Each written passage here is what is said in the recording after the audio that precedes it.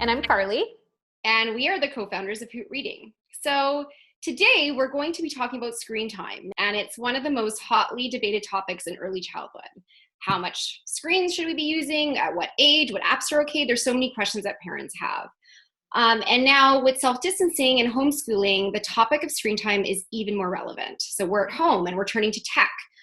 Technology is allowing us to connect at a distance, which is even more critical now than ever for information, for education, for social connection.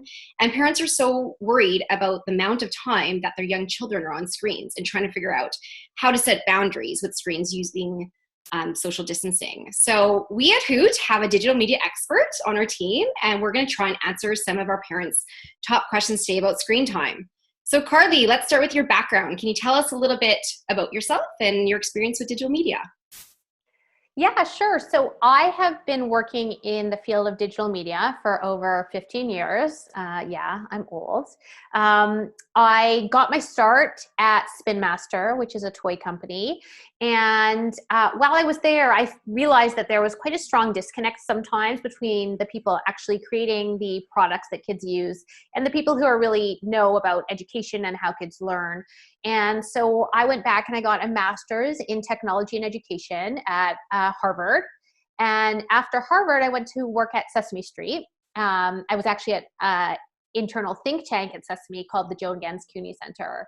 And while I was there, I worked on a whole bunch of research studies aiming to understand how we could tap into the positive potential of emerging media to help children learn, much in the same way that when Sesame Street first came out on TV, it was really the first show to tap into the positive potential of that medium. So I was fortunate enough to work at the Cooney Center at Sesame Workshop for quite some time. And then, well, you know the rest. Then we partnered up and here we are at Hoot Reading. Awesome. Well, thanks for giving everyone a little bit more about your background. So I want to jump right into screen time in general, even before COVID. So I know that you're not even a fan of the word screen time. So could you define screen time for us and how you think about it?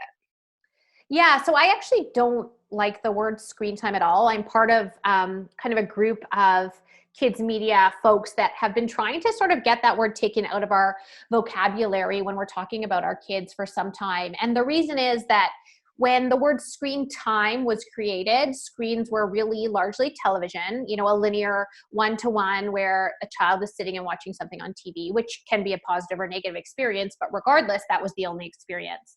Now screens are basically on everything and everywhere we do and everywhere we go. And so much of how kids learn and interact is on screens, even before COVID. And so really we try and encourage parents not to think about how much time their kids are spending on screens and rather focus on what they're doing on those screens and how to make sure that they're having a healthy media diet and a healthy diet with all of the different kinds of media that they're consuming on all sorts of different screens.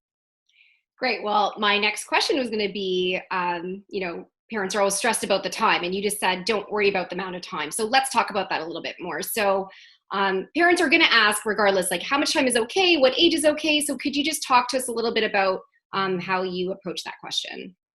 Yeah, of course. I mean, the American Academy of Pediatrics does have screen rules around when kids should start using screens. Their recommendation is the age of 2, no screens before 2, and how much screen time children are allowed. So how many hours a child at certain ages is allowed on a screen a day. Parents are welcome to look to those rules. Again, I don't subscribe to those rules for my family or when I'm talking to people, because I really feel that when a child's, talking to grandma on Skype or reading with a teacher on Hoot, that's a very different experience than if they're playing some sort of shoot 'em up game. I wouldn't put them in the same bucket. And so again, for me, time is not something I focus on for my family, but even the American Academy of Pediatrics has revised their rules during COVID and sort of said all rules are out the window, things, understanding that most kids are doing the bulk of their learning on screens right now.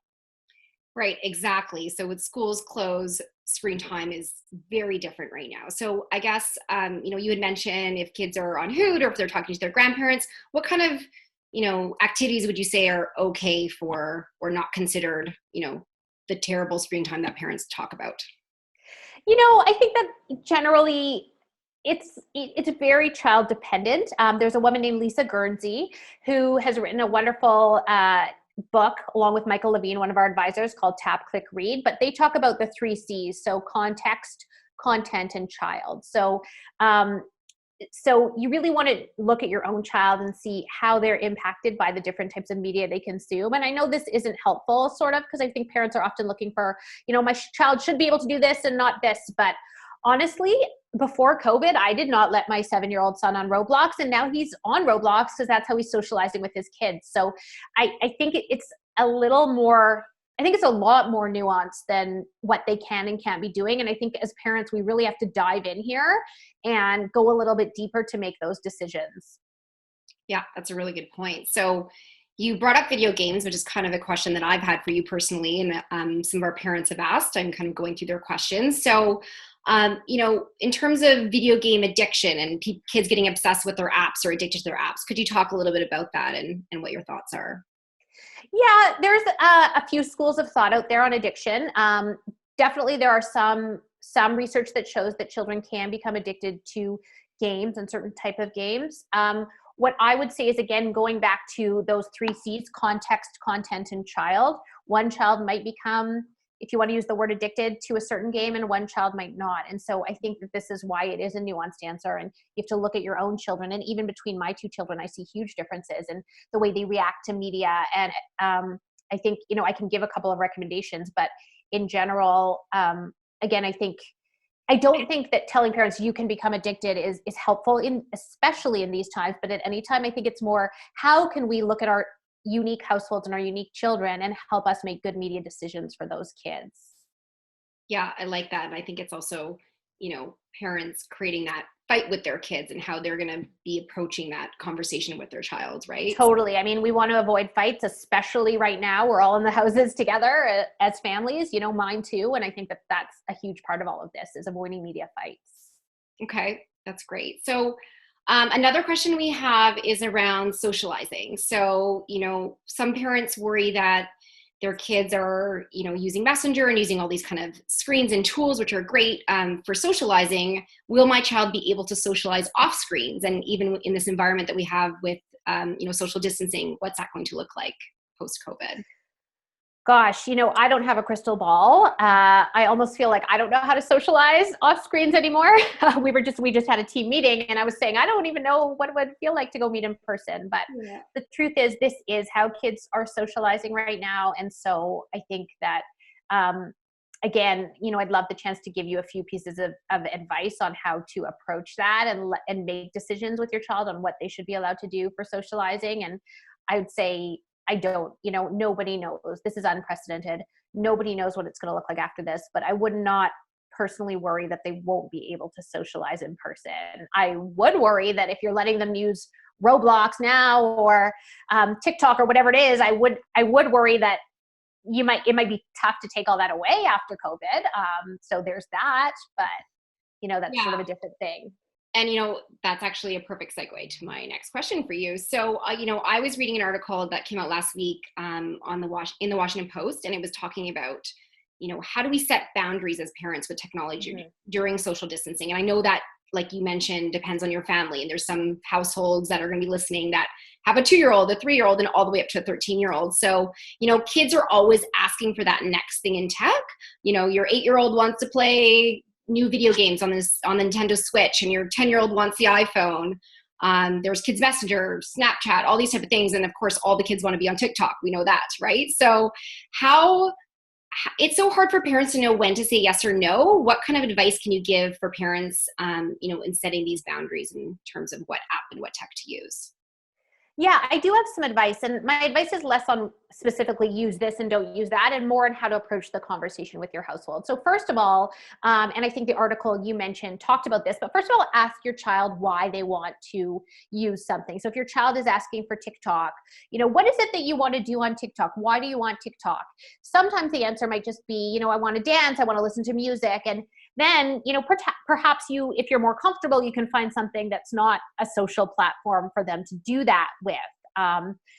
Same thing with Messenger. What do you want to do on Messenger? Is it that who do you want to talk to?